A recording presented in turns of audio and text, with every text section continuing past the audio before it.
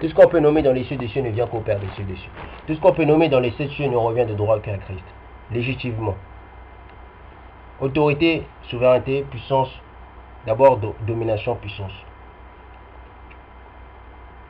Et tout ce qu'on peut nommer, que nous ne connaissons pas. Je vais parler du jardin des justices. J'avais déjà fait cette vidéo aussi. Mais il faut que je la reprenne parce que je suis en train de faire des séries du livre d'Enoch. Donc, des thèmes qui se succèdent. Donc, je suis dans l'obligation d'effectuer, d'exercer ça, d'expliquer. Je vais prendre le chapitre du livre d'Enoch 24. 24, je vais prendre 24, 25, 26, 27, 28 jusqu'à 29. Et juste, bien. Je vais d'abord prendre cela, puis on va rentrer en détail.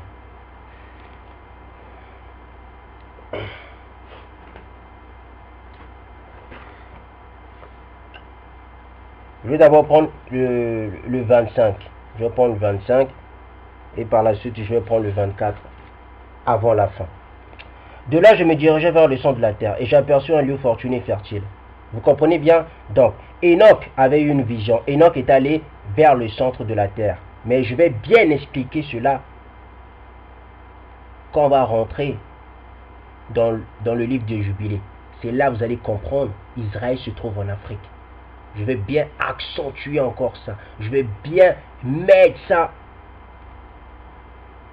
dans l'écran, visiblement, afin que le peuple bantou comprenne Israël se trouve en Afrique. Vous allez bien comprendre ce que je vais dire. Pour l'instant, vous êtes en train de dire, mais il est arrogant. Non, vous allez bien comprendre. Je vais encore accentuer. Comprenez? Je repars en arrière pour qu'on arrive, pour que on se comprenne. De là, je me dirigeais vers le centre de la terre. Donc, il était vers le centre de la terre. Tout le monde sait bien, le centre de la terre, ça se trouve en Afrique. Vous comprenez? J'avais déjà expliqué, je l'avais démontré scientifiquement. Le centre de la terre se trouve en Afrique. Vous comprenez? Donc, Enoch était au Congo, au Cameroun, au Gabon, hein? Ouganda, tout ça. C'est là le centre. Le centre se trouve là-haut. Donc, je poursuis. Et j'aperçus un lieu fortuné et fertile. Tout le monde sait bien le centre, où se trouve le centre de la terre, c'est un lieu fortuné et fertile. Éden aussi, en acadien, on l'appelle aussi le jardin fertile. Vous comprenez? Où des arbres poussaient sans cesse, des rameaux toujours verts. Là, je vis encore une montagne sacrée. Écoutez bien, parce que par la suite, Wikipédia, il n'y a pas très longtemps, a mis quelque chose qui va encore vous faire comprendre Israël se trouve en Afrique. Vous comprenez? C'est pour ça que j'ai refait la vidéo. Parce qu'en refaisant cette vidéo, Wikipédia a mis une nouvelle chose. Donc, scientifiquement, Wikipédia a encore rajouté encore un plus. Où des arbres poussaient sans cesse des rameaux toujours verts. Là, je vis encore une montagne sacrée. Vous voyez, sacré veut dire saint. Sacré. Ou bien, si vous ne me croyez pas, ou bien, si vous ne me croyez pas, si vous avez des doutes, on va essayer de prendre les définitions. C'est quoi sacré? D'accord? Mais je vais d'abord poursuivre cela. On va éclaircir. Laissez-moi le temps. On va prendre le sacré. Ça veut dire quoi? Le mot sacré. Parce que le mot sacré va avec le mot saint, si vous ne comprenez pas ça. Donc, quand on dit une montagne sacrée, ça veut dire une montagne sainte. D'accord? Bien. On va prendre ça, on va prendre la définition, vous allez bien comprendre. On dit sacré veut dire qui appartient au domaine séparé, intangible et inviolable, du religieux. Donc, vous voyez, on dit du religieux. Bon, c'est tout ce que la religion vient de l'être humain. Et qui doit inspirer crainte et respect. Par opposition aux profanes, des vestales entretenaient le feu sacré. Bon, donc j'ai pris la définition du mot sacré. Donc je repars en arrière pour qu'on arrive à se comprendre. Donc vous comprenez, même la définition prouve Israël se trouve en Afrique. Regardez qu'est-ce qu'on dit. Je repars en arrière parce que je suis un frère. J'aime que J'aime bien qu'on se fasse comprendre, qu'on se comprenne bien. De là, je me dirigeais vers le centre de la Terre, c'est l'Afrique. Historiquement parlant, scientifiquement parlant, c'est ça. Et j'aperçois le fortuné fertile. Le Congo-Kinshasa, le petit Congo, la République du Congo, c'est pareil. C'est un lieu fortuné et fertile jusqu'à maintenant. Même si, avec le temps, on est en train de couper des arbres, on est en train de faire la déforestation. Où des arbres poussés sans cesse des rameaux toujours verts. Là, je vis encore une montagne sacrée. Donc, on a bien... Quand maintenant on dit une montagne sacrée, sacrée, j'ai donné la définition, sacrée veut dire qui appartient au domaine séparé, intangible et inviolable. Donc on veut dire, ça veut dire on ne peut pas violer cet endroit. Vous comprenez? Du religieux. Donc le religieux, on lève ce mot religieux parce que ça vient de l'homme, ça veut dire spirituel. Donc on dit inviolable du spirituel et qui doit inspirer crainte et respect. Donc on voit bien cette montagne ici que Enoch avait vue, c'est une montagne qui doit le respect, qui doit la crainte. Donc c'est une montagne que quand un être humain est en face de cette montagne, il doit avoir la crainte. Il doit comprendre que c'est un lieu spirituel. Même, c'est pas moi qui le dis, c'est ce que la définition le démontre, le déclare. Le dénomme. Vous comprenez? Le nomme, pas le dénomme, mais le nomme. Vous voyez, donc on dit, Enoch était au centre de la terre, il a vu une montagne sacrée qui veut dire inviolable, qui est spirituelle. Et on dit au-dessus, sur le flanc oriental, une eau qui coulait vers le midi. Vous allez comprendre ce chapitre-là, Enoch, vous allez comprendre ce chapitre-là, Wikipédia va le valider. Va le valider de A à Z. Vous allez comprendre, à partir de ce soir, à partir de maintenant, vous allez comprendre Israël se trouve en Afrique. Parce que Wikipédia va valider, c'est même pas une thèse, va valider le livre d'Enoch. D'accord? Tout ce qu'ils disent, la Bible, ça vient des Européens. Ils n'ont rien compris déjà de 1 la Bible. Et de 2, ils n'ont jamais lu le livre d'Enoch. Parce que le livre d'Enoch, on dit que c'est un livre caché. Mais si c'est un livre caché, pourquoi on l'a caché? Mais écoutez, on cache toujours quelque chose qui est précieux. Mais, excusez-moi, moi si j'ai beaucoup d'argent, mais l'argent là, je vais le mettre dans un coffre fort, je vais le cacher, je vais le mettre dans un endroit très précis, afin qu'ils ne viennent pas me dérober ce que j'ai. Vous comprenez, je peux donner d'autres exemples, mais ça va revenir à la même chose. C'est juste, ça sera diversifié, ça sera des explications diversifiées, mais sinon, c'est la même chose. Je poursuis. Donc on dit une montagne sacrée, donc on dit une montagne spirituelle, parce que sacré veut dire spirituel, ça veut dire inviolable, ça veut dire qui l'homme doit avoir de la crainte. Et au-dessus, sur le plan oriental, une eau qui coulait vers le midi. Vous allez comprendre, scientifiquement parlant, c'est vrai, ça existe. J'aperçois encore vers l'orient une autre montagne, également élevée, placée au milieu des vallées profondes, mais étroites. L'eau se coulait vers la montagne, du côté de sa partie occidentale. Donc, tout ce que le livre d'Enoch est en train de dire, ça existe. Je vais le démontrer, je vais le dévoiler. D'accord? On dit, et par la suite on dit, l'eau s'écoulait vers la montagne, du côté de sa partie occidentale. Au-dessous s'élevait une autre montagne. C'est ce qu'on va voir bientôt. Wikipédia va le démontrer. D'accord? Et au pied de cette montagne, une vallée étroite. Et au milieu d'autres vallées profondes et desséchées vers l'extrémité de ces 3 montagnes. Donc, vous voyez, donc on dit 3 montagnes. Vous allez, à partir de ce soir, vous allez bien comprendre, Israël se trouve en Afrique. D'accord? Or, toutes ces vallées qui étaient profondes mais étroites se composaient d'un immense rocher sur lequel un arbre était planté. Et dans mon étonnement, j'admirais le rocher et les vallées. Maintenant, qu'est-ce que dit Wikipédia? Moi, je ne gobe pas tout de Wikipédia. Ah non. Mais la plupart des choses que Wikipédia dit, mais il les prend dans les livres. Mais oui, même le Royaume Congo. La plupart des choses qu'ils disent du Royaume Congo. Mais moi, j'ai ces livres-là qui parlent. Les bouts de parties qu'ils ont pris, qu'ils ont mis dans Wikipédia du Royaume Congo. Mais moi, j'ai ces livres. D'accord? Moi, j'ai beaucoup de livres qui parlent des histoires anciennes. D'accord? Je poursuis. Hein? Cheikh Anta Diop, écoutez bien, écoutez les 4 vidéos de Cheikh Anta Diop. Cheikh Anta Diop dit, il faut lire des livres de la cosmogonie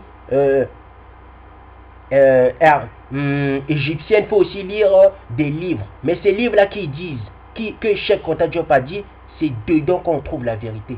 Parce que moi, j'ai un des livres que Cheikh Anta Diop avait dit. Ça s'appelle La géographie point. Je vais le dire quand je vais parler de l'Égypte antique. Et non, quand je vais parler de l'histoire oubliée du peuple bantou. Je vais vous montrer le livre que Cheikh Anta Diop, dans une de ses vidéos, disait de lire. D'accord? Je poursuis. Donc, maintenant, le chapitre 25, ça se fait, je vais faire une deuxième partie. Le chapitre 25, qu'est-ce que ça dit? Hein, le chapitre 25, ça dit qu'il y a 3 montagnes, non? Que la première, c'est une montagne sacrée qui est au-dessus, sous le fleuve oriental, qui coulait vers le midi, n'est-ce pas? On dit aussi qu'il y a une autre qui est à l'Orient, une autre montagne. On dit aussi que, et au-dessus, s'élevait une autre montagne. Au-dessous, donc en bas. Mais regardez qu'est-ce que ça dit. J'ai juste tapé Renzori. Qu'est-ce que Renzori dit? Renzori valide le chapitre d'Enoch. Ça valide le chapitre 25 du livre d'Enoch. Donc, scientifiquement parlant, le chapitre d'Enoch 25 est scientifiquement vrai. D'accord? Qu'est-ce que je vais lire? Ça dit, le Renzori, chaîne du Renzori ou mont Renzori, aussi orthographié jusqu'en 1980, Ruyenzori, identifié comme étant les montagnes de la Lune de l'Égypte antique et plus tard les Grecs anciens. Parce que tous les Égyptiens antiques, tous ceux qui faisaient de la magie, la majorité du temps, ils étaient sur la montagne sacrée. Ils allaient faire des abominations sur la montagne sacrée. Ils allaient faire leur astrologie. Vous comprenez? Même les Grecs, tous les Grecs, de Homère qui est le premier écrivain européen, de Homère jusqu'à maintenant, la plupart des gens qui vont en Afrique, qui vont en Afrique chez les Bantous, ils aiment cette montagne, ils aiment ces 3 montagnes. Pourquoi? Parce que c'est là-bas où se situe la puissance spirituelle, c'est là-bas où se situe une gloire extraordinaire. Bon, je ne vais pas dire extraordinaire, la plus puissante énergie, la plus puissante spiritualité.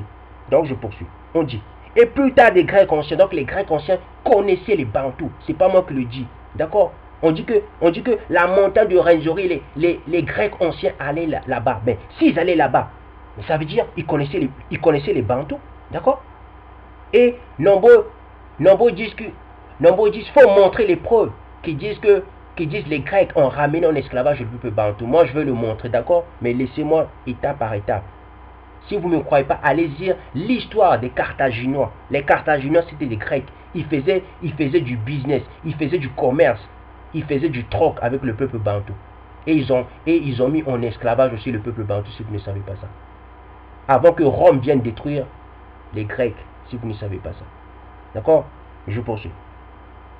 On dit, et plus tard, des Grecs anciens est une petite chaîne de montagnes de l'Afrique centrale, située sur la frontière entre l'Ouganda et la République démocratique du Congo, culminant à 5109 mètres d'altitude au pic Marguerite, Mont Stanley, ce qui en fait le 3e sommet d'Afrique après. Écoutez-moi bien, on dit le 3e sommet après le Kilimandjaro et le Mont Kenya. Mais regardez, dans le chapitre 25, on ne dit pas, regardez bien, je prends le chapitre 25.3, on ne dit pas, et au pied de cette montagne, une vallée étroite, et au milieu d'autres vallées profondes et desséchées vers l'extrémité de ces 3 montagnes. Mais regardez, on parle de 3 montagnes qui sont à côté, qui sont liées. Mais le Renzori, c'est ce qu'on est en train de dire. On dit, c'est ce qui en fait le 3e sommet d'Afrique après le Kilimandjaro et le Mont Kenya. Parce qu'ils sont liés, ils sont à côté. Quand tu vois le Renzori, mais tu vois le Kilimandjaro. Quand tu vois le Kilimandjaro, tu vois le Mont Kenya. Parce qu'ils sont liés. Je vais entrer plus en détail dans la deuxième partie. Bien. On dit que c'est une des rares montagnes en glacé d'Afrique avec le Kilimandjaro. Ou encore le Mont Kenya. Les glaciers pourraient cependant disparaître en raison du réchauffement climatique. Donc on dit qu'il y a des glaces. Donc quand tu vas sur la montagne, donc on dit qu'aux alentours de la montagne de Renzori, il y a de la glace. Il y a de la neige. Donc s'il y a de la neige, les ours peuvent habiter là-bas. Même le mont Carmel, le mont Cameroun, il y a de la neige aussi.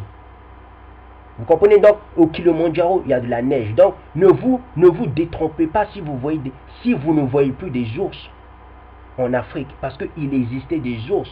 Parce que les ours, il faut des endroits où il y a de la fraîcheur, des endroits froids. Mais ces montagnes-là, ces 3 montagnes, même le mont Carmel, le mont du Cameroun, mais il y a de la neige, si vous ne savez pas ça.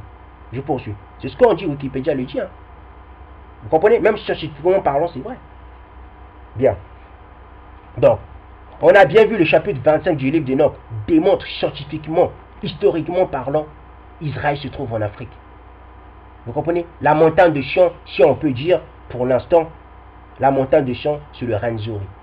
Le Rwenzori, c'est la montagne, c'est une des montagnes les plus sacrées au monde, les plus sacrées du peuple bantou. Même s'il y a aussi la montagne du Cameroun. Mais cette montagne Rwenzori, scientifiquement parlant, c'est la plus connue. Vous comprenez? Et scientifiquement, historiquement parlant, avec le livre d'Enoch, elle est en symbiose. Elle est unie, elle est en union avec le chapitre 25 du livre d'Enoch. Quand le livre d'Enoch parle des trois montagnes qui sont liées. Mais scientifiquement parlant aussi, la montagne de Rwenzori, le mont Kenyon et le mont Kilimandjaro sont réunis. Vous comprenez? Bien. Je vais prendre... Je vais prendre le livre d'Enoch du chapitre 26 jusqu'à 29. On va aller jusqu'à 29. Alors je crois que signifie cette terre bénie. Vous voyez, donc on dit cette terre elle est bénie. Ces arbres élevés, cette vallée maudite qui les sépare. Et Uriel, un des saints anges qui était avec moi, me répondit, cette vallée est maudite d'une malédiction éternelle. C'est ici qu'ils sont rassemblés tous ceux qui se servent de leur langue pour blasphémer Dieu. Donc, quand on dit que blasphémer, donc on dit que l'Armageddon, vous comprenez bien, celui qui reste tranquille, celui qui réfléchit, celui qui médite, il va comprendre ce que je suis en train de dire. Regardez, je repars en arrière. Dans le chapitre 26, on dit, après avoir démontré, après avoir montré où se situe Israël, ils disent quoi après? Dans le chapitre 26, ils disent, chapitre 26, 2, ils disent, et Uriel, un des saints anges qui était avec moi, me répondit, cette vallée est maudite d'une malédiction éternelle. C'est ici que seront, écoutez-moi bien, on dit, c'est ici que seront rassemblés tous ceux qui se servent de leur langue pour blasphémer Dieu. Donc on dit, si celui qui pousse sa compréhension, il va comprendre, c'est ici, ça sera l'Armageddon. Vous comprenez? Donc l'Armageddon va se passer en Afrique. Si l'Armageddon se passe en Afrique, ça veut dire Apocalypse 18 ou bien Apocalypse 19 valide la thèse. Les frères se trouvent en Afrique. Puisque dans le chapitre 26, on dit, c'est ici que seront rassemblés ceux qui blasphèment Dieu. Mais qui blasphème Dieu? Sophonie 3. Sophonie 3, 1 jusqu'à 8. Mais qui blasphème Dieu? Dieu va venir qui vont se rassembler contre Dieu. Ce n'est pas toutes les nations. Donc on voit bien dans ce passage, celui qui prend le temps de lire ce verset-ci, il va bien comprendre en détail. L'Armageddon va se passer à partir de la montagne de Rwenzori, à partir de la montagne de Kilimandjaro, à partir de la montagne du mont Kenyon. Prenez vos temps, lisez doucement et pas à pas, un peu là, un peu ici, doucement. Je poursuis. Dans le jour suprême du jugement, il sera fait d'eux un grand exemple de justice aux yeux de tous les saints. Car ceux qui obtiendront grâce devant Nzambi et le béniront tous les jours de leur vie comme leur Seigneur et leur Roi. Et s'élèveront dans ce jour redoutable du jugement. Donc on voit bien le chapitre 26 parle d'un rassemblement des nations, de ceux qui blasphèment Nzambi, de ceux qui, ça parle du jugement. Donc, mais le jugement c'est l'Armageddon, n'est-ce pas? Donc l'Armageddon va se passer où se trouve la montagne sacrée qui est la montagne de Rwenzori, où se trouve le mont Kenyon et où se trouve le mont Kilimandjaro. C'est important de savoir où va se passer l'Armageddon. L'Armageddon ne va pas se passer où se trouve le faux Israël. Là-bas, il n'y a rien du tout. Il n'y a rien de spirituel. Il n'y a pas de montagne de lune. Scientifiquement parlant, historiquement parlant, même bibliquement parlant, même tout ce que vous voulez, il n'y a pas de montagne de lune. Il n'y a rien de spirituel là-bas. Vous comprenez? Bien, je poursuis. Dans le jour suprême du jugement, il sera fait d'eux un grand exemple de justice aux yeux de tous les saints. Car ceux-ci obtiendront grâce devant Nzambi et le béniront tous les jours de leur vie comme leur Seigneur et leur Roi. Et s'élèveront dans ce jour redoutable du jugement à cause de la clémence qu'il aura fait éclater sur eux. Alors je me tournai naturellement vers Nzambi et je louai son nom, sa grandeur et sa gloire. Chapitre 27 maintenant. De là je me dirigeai du côté de l'Orient, vers une montagne qui s'élève au milieu du désert, et dont je ne pus apercevoir que la superficie. Elle était couverte d'arbres issus de la semence dont on a parlé, et une eau en descendait. De là, une cataracte, composée en apparence de plusieurs autres, s'échappait à l'Occident et à l'Orient. D'un côté s'élevaient des arbres, de l'autre on voyait de l'eau et de la rosée. La rosée aussi est faite à base d'eau. Chapitre 28. Alors je m'avançais vers un autre endroit du désert, vers l'Orient de la montagne. Donc il disait vers l'est de la montagne. Donc il était toujours en Afrique. Enoch était toujours en Afrique quand il parlait, quand il avait eu cette vision. de laquelle je m'étais approché. Là, j'ai aperçu des arbres de choix, ceux-là surtout qui produisent les aromates aux suaves odeurs, l'encens, la myrrhe, tout arbre distinct les uns des autres. Et il y avait encore en celui dominant tous ces arbres une élévation vers l'Orient qui n'était pas éloignée. Donc, il était toujours à l'est de l'Afrique, puisqu'il parle de l'Orient. Je poursuis. Chapitre 29 maintenant. Je vis encore un autre endroit, avec des vallées où s'écoulaient des eaux qui ne tarissaient jamais. Je vis un arbre magnifique qui, par l'odeur, égalait le lentisque. Et sur les flancs de cette vallée, j'aperçus le cinnamome au délicieux parfait. Je m'avançais vers l'Orient. Est-ce que vous connaissez c'est quoi le cinnamome? Le cinnamome. Est-ce que si ça existe, les gens qui veulent écouter ma vidéo, si ça existe, mettez-moi en bas de la vidéo si le cinnamome existe sur terre. Si ça n'existe pas sur terre, ça veut dire on parlait du temps de la Jérusalem céleste. Donc, Enoch parlait de la Jérusalem céleste. Au temps de la Jérusalem céleste. Bien, vous comprenez? Maintenant, est-ce que le lentisque existe? Maintenant, si le lentisque n'existe pas, mettez-le en bas de ma page de cette vidéo et vous allez me dire si ça n'existe pas. Si ça n'existe pas, ça veut dire bel et bien, il parle. Enoch, quand Enoch a eu cette vision, il parlait du temps de la Jérusalem céleste. Bien. Et je vais terminer ce chapitre 29. Et on dit, et sur les flancs de cette vallée, j'aperçus le cinnamome au délicieux parfait, je m'avançais vers l'Orient. Donc l'Orient là, il était toujours à l'est de l'Afrique. Vous comprenez bien? Bien. Je vais prendre le verset 30 et 31, je vais terminer par là. Et dans la deuxième partie, je vais prendre le chapitre 48 et je vais encore reprendre le chapitre 24 parce que je vais prendre Genèse, je vais entrer dans la Genèse, je vais entrer dans les parties de la Genèse. On va voir où se trouvait Abraham quand Dieu l'Éternel dans la vision. Bon, on sait bien. Bon, on va expliquer ça de toute façon. Vous allez voir où se trouvait Abraham. Est-ce que Abraham se trouvait au Moyen-Orient ou bien Abraham se trouvait en Afrique? Selon le livre d'Enoch et selon historiquement parlant et selon la Bible. Donc, on va réunir ces trois livres et vous allez bien comprendre même selon la science, Abraham se trouve en Afrique. D'accord? Parce que les montagnes de la Lune ne se trouvent qu'en Afrique. Il n'y en a pas d'autres au Moyen-Orient. Scientifiquement parlant, il n'y en a pas. Ça n'existe nulle part. Voilà. Bien. Je vais d'abord terminer avec le chapitre 30 et 31. 30 et 31. Alors j'ai aperçu notre montagne remplie d'arbres d'où échappait une eau semblable au nectar. Est-ce que le nectar existe? Si ça existe, mais envoyez, mettez ça en bas si ça existe. Mettons si ça n'existe pas. Mais ça veut dire, Enoch avait une vision, il parlait de la Jérusalem céleste. Au temps de la Jérusalem céleste. Je poursuis. Son nom était Sassira et Kalbanen. Est-ce que vous connaissez les Kalbanen? Est-ce qu'il y a des Sarira? Est-ce que les fruits Sarira existent? Si ça n'existe pas, c'est la même chose. Donc, Enoch parlait du temps de la Jérusalem céleste. Et sur cette montagne, j'en vis une autre sur laquelle s'élevaient les arbres d'aloès. Ces arbres étaient chargés comme des amandiers et gros, et le fruit qu'ils produisaient surpassait tout parfum.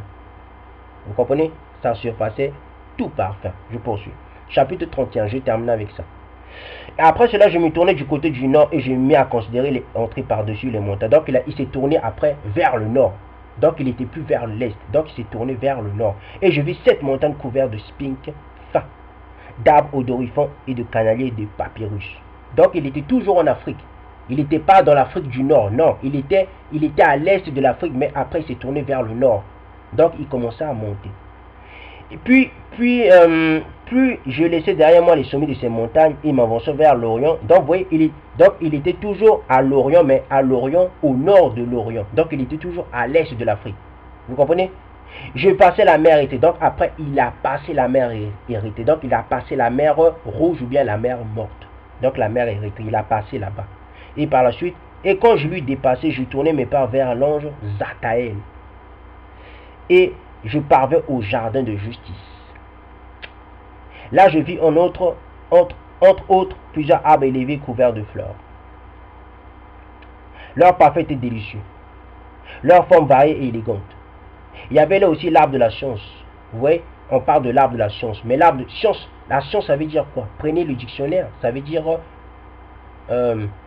l'ensemble des connaissances acquises. Donc là, on parle de l'arbre de la connaissance Vous comprenez? L'arbre de la science, c'est l'arbre de la connaissance. Je poursuis. Dans les fruits illuminent l'intelligence de celui qui sont nourris. Il était semblable au tamarin, et ses fruits d'une beauté remarquable à des grappes de raisin. Son parfum embaumaient les lieux d'alentour. Et je me créais quel bel arbre, quel spectacle délicieux. Alors l'ange Raphaël qui était avec moi me répondit, ceci est l'arbre de la science, dont ont mangé ton vieux père et ta vieille mère. Ces fruits les ont illuminés. Vous voyez, illuminer veut dire avoir de la connaissance. Donc, les Illuminati, quand ils disent que nous sommes des illuminés, ça veut dire que ce sont des gens qui ont de la connaissance. C'est pour ça qu'ils cachent beaucoup de connaissances, ces gens-là. Si vous voulez connaître plein de choses, écoutez-moi. Écoutez ce que je suis en train de dire. Allez-y, vérifiez. Vous allez comprendre. Vous allez avoir, votre connaissance va augmenter. Leurs yeux ont été ouverts. Et après cet aperçu qu'ils étaient nus, ils ont été chassés du paradis terrestre. Donc là, on parle du paradis terrestre. Donc c'était sur la terre, mais c'était dans l'eau. C'était semi-astral, semi-matériel. Donc vous comprenez bien. Là, on ne parle pas du monde des âmes, on dit le paradis terrestre. Puisque Adam était sur terre, mais il était dans un domaine semi-matériel, semi-astral. Puisqu'il avait un corps lumineux. Et Ava aussi, Isha, la première femme, avait aussi un corps de gloire. Si vous ne me croyez pas, lisez bien le livre d'Adam. Ils n'étaient pas comme nous. Adam connaissait 600 tonalités, si je ne me trompe pas. Tonalité veut dire 600 sons. Donc il connaissait 600 langues. Vous comprenez? Adam, aucun être humain jusqu'à maintenant ne peut dépasser Adam. Ce n'est pas possible. Parce que Adam connaissait plein de choses. Ce n'est pas possible. Adam a mangé le fruit de la science. Donc comment vous pouvez dépasser Adam qui avait une connaissance? Vous comprenez? Donc, ne blaguez pas avec Satan. Je ne dis pas d'avoir peur de Satan, mais je dis qu'il faut faire très attention à Satan. Si vous ne connaissez pas votre position spirituelle, si vous n'êtes pas assidu dans la méditation, si vous n'êtes pas assidu dans l'amour, dans les 10 commandements, ainsi de suite, il faut faire très attention avec Satan. Parce que si Satan a pu avoir Ève, mais à plus forte raison, pourquoi il ne vous aura pas? Dites-moi d'où vous êtes. Donc vous êtes plus puissant que Ève. Mais soyons sérieux. Donc je vous laisse ma paix. Peuple noir, ça c'est pour vous.